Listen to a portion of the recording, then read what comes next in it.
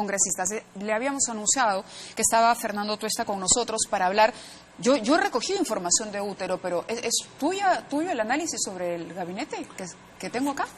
Supongo que sí. No, yo escribí en mi muro de Facebook, parece que lo han tomado. Lo han tomado al muro de Facebook. Entonces, en cualquier caso, ¿cuál es tu opinión? Parece que tú sí tienes algunas críticas concretas al gabinete que conforma Mercedes Arauz. No, mi apreciación es que este es un gabinete ciertamente conciliador. El presidente pudo haber nombrado a casi todo su gabinete anterior, pudo haber cambiado absolutamente todos. Esto es, digamos, una decisión intermedia. Mercedes Arauz, ya se ha dicho acá también en el programa, es una persona con experiencia no solamente en la administración pública, sino ha acumulado experiencia política y forma parte del Congreso, y eso también le da versatilidad para relacionarse con las bancadas. Creo, sin embargo, que hay decisiones en arresto que tienen que ver con también, obviamente, decisiones políticas. La salida de Marisol Pérez Tello, que ha sido una piedra en el zapato sobre el tema del indulto, puede ser allanado por el nuevo ministro de Justicia. Vamos a ver qué ocurre en adelante.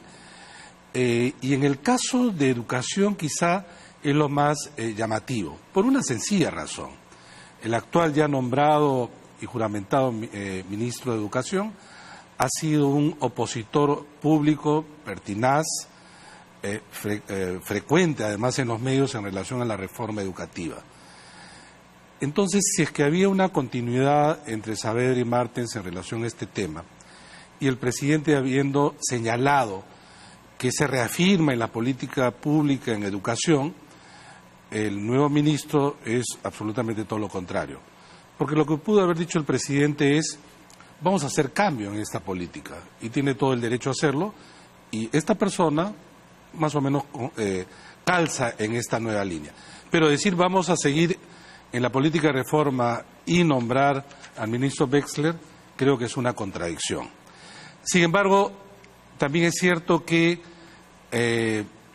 era sorprendente la actitud del presidente en la cuestión de confianza. Creo que hasta la misma bancada fujimorista se sintió sorprendida. Y es el primer momento en que el presidente tomó una decisión firme, tratando de equilibrar el tablero allí donde el Ejecutivo había sido sometido a presión a través de los mecanismos que ciertamente le asiste al Congreso, pero que había sido usado en forma que pocas veces se ha visto en la historia. ¿Con estos nombramientos el gobierno está retrocediendo frente al fujimorismo y al aprismo? ¿Está siendo presionado? ¿Es respuesta este gabinete a presiones recibidas por el Ejecutivo? Existe siempre presiones en general, ¿no? Imaginarás a un gobierno que no es presionado, eso no existe. Pero la otra actitud podría ser poner 5 mucho más confrontacionales. Entonces, estamos delante de un gobierno de esas características y no ha dado muestras desde el inicio que no tiene ese temperamento. Muy por el contrario, ha sido conciliador, a tal punto conciliador que ha retrocedido mucho. Las concesiones han sido innumerables, a tal punto que la mayoría parlamentaria ha ido avanzando casi sin ninguna limitación. Y iba a censurar a la ministra de Educación, a no ser de que se planteó, como ya sabemos, esta cuestión de confianza, que llamó la atención porque era un instrumento que él pudo haber utilizado antes. En los Estados de Derecho, el equilibrio de poderes produce y permite a ambos poderes tener instrumentos para poder establecerlos según sus propias necesidades.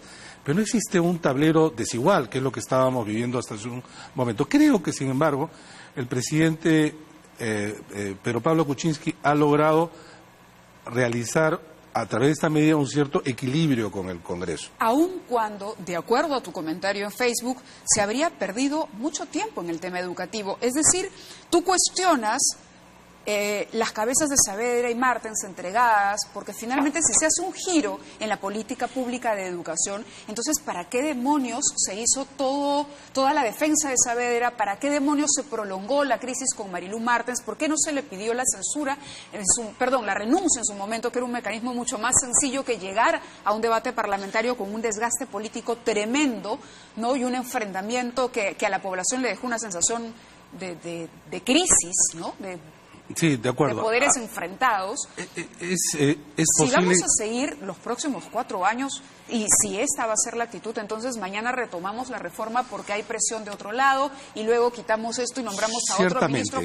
Pero yo creo que ¿cómo queda parado el gobierno está esperanzado siempre en la parte de conciliación y diálogo. Hasta ahora no ha dado resultados. Yo creo que puede tener una suerte de paz, pero no paz duradera.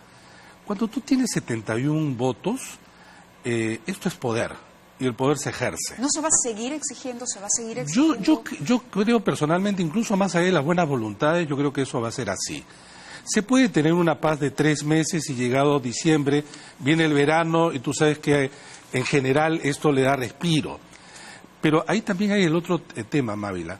Si es que la oposición se da cuenta que uno de los... no decir pretexto, pero uno de los argumentos del gobierno es que no puede gobernar porque tiene una mayoría opositora, si lo dejas un poco hacer, vamos a ver qué resultados tiene.